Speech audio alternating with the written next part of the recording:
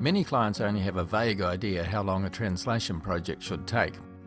So we're going to tell you how to quickly calculate realistic translation times that will work for most projects.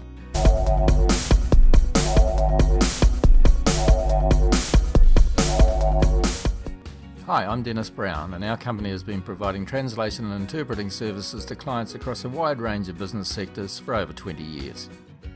In this video, I'm going to give you a simple 4-step formula for estimating translation turnarounds, then tell you how timeframes can potentially be shortened, and finally quickly cover when more time will be needed on a project. And we'll give you a link to our table of suggested translation timeframes that you can use for future reference. Now, I need to make it clear that these times are for professional quality translations, meaning consistently well-worded and accurate text produced by skilled, experienced human translators. So here are the 4 steps. Step 1 is to calculate the number of words to be translated. The word count of the text to be translated is the basis of any time frame, as it gives the most reliable indication of the amount of work involved.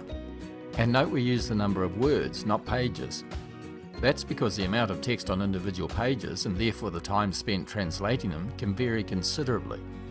If you don't know how to quickly get a word count in the program you're using, head over to our blog article where we cover that for you. Step 2 is to divide the number of words by either 300 or 2,500. This will give you an approximate number of hours or days of initial translating time required. Now, translators will vary hugely in their translation speed and the output they achieve. You can find translators citing numbers ranging from 200 to 500 words an hour and 1,200 to 4,000 words a day or even more. We discuss translation speed and the effect it has on translation quality in our blog article, but for our purposes here, let's just say we consider 300 words an hour and 2,500 words a day a reasonable expectation for a quality-focused, experienced professional translator. That said, there is one big proviso to these numbers. They assume there is little repeated or previously translated text in the documents to be translated. Now, if previous translations can be used without change or with only minor amendments for parts of the text, this will speed up the translation process and potentially reduce the project timeline. Translation memory programs are great for identifying identical and highly similar text repetitions, which we call 100% matches and fuzzy matches, and are widely used by translators. Step 3. Allow extra time for the translator to check their work. Professional translators will generally consider their first run through a text as only a draft translation. It's not unusual for either a nuance of meaning to be missed or wording to be a little stilted and unnatural, or even both of these after this first pass. And that's why good translators will always allow time for thorough checking and revising their translation. They'll check all meaning has been correctly conveyed and nothing has been missed, and they'll polish and refine their wording. Ideally, they'll do this after a decent break to clear the mind, so they approach the text again with fresh eyes. Our article and video on the 5-step translation process professional translators use covers this in more detail. So, how much time do you need to add? If the project involves just a few hours translating time, allow the translator an overnight break and to review and finalise the translation the following morning.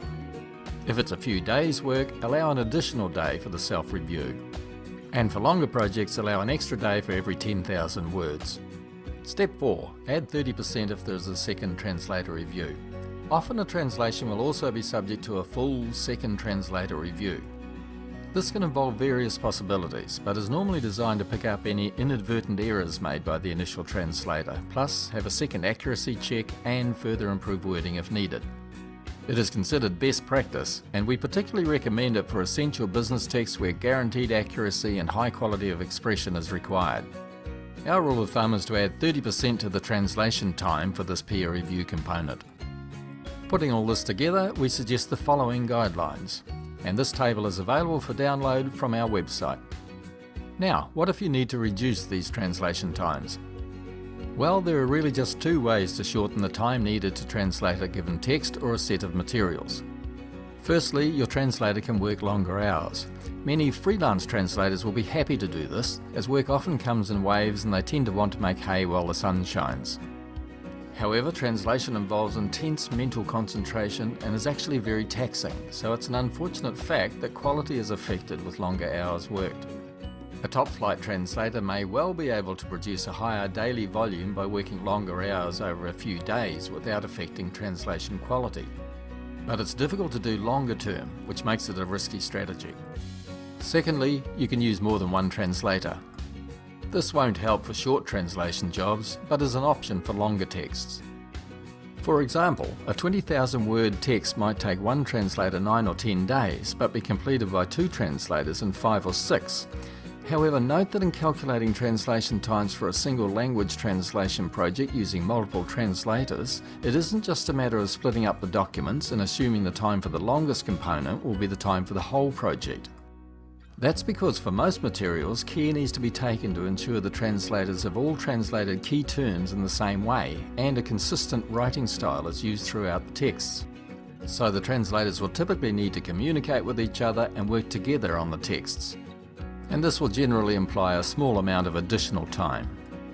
Now here are 2 circumstances that will extend translation times. Firstly, projects involving more than one language. The good news is that in multilingual projects, all languages can generally be translated at the same time. So all the translations should be finalised in around the same time frame. But what can affect project times is that there is more administration required, especially for complex projects involving numerous files and/or languages. And there may also be issues around translation consistency across the languages.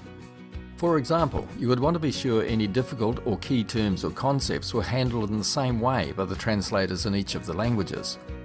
So again, some additional time might be required to coordinate and confirm this. Either way, you can generally count on a multilingual project taking just a little more time than the same project in one language only. The second case is when typesetting is required. Typesetting is the placing and then formatting of text in a graphic design program and will be required whenever files such as InDesign, QuarkXPress or Illustrator are involved.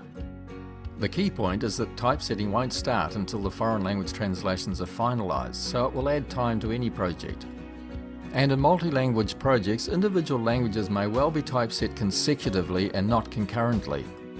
Now typesetting time can vary hugely. A page might take 5 minutes to typeset or 35, so giving an average time per page is tricky. Because of that, you really need to get a separate time frame for any typesetting component. That's it. Now check out our blog article for further detail and for our table of translation times you can download and use for reference. And you might also like our other articles of practical use to business clients. If you like this video, please give us a thumbs up and consider subscribing to our YouTube channel. And of course we have other videos you might like as well. Thanks for watching.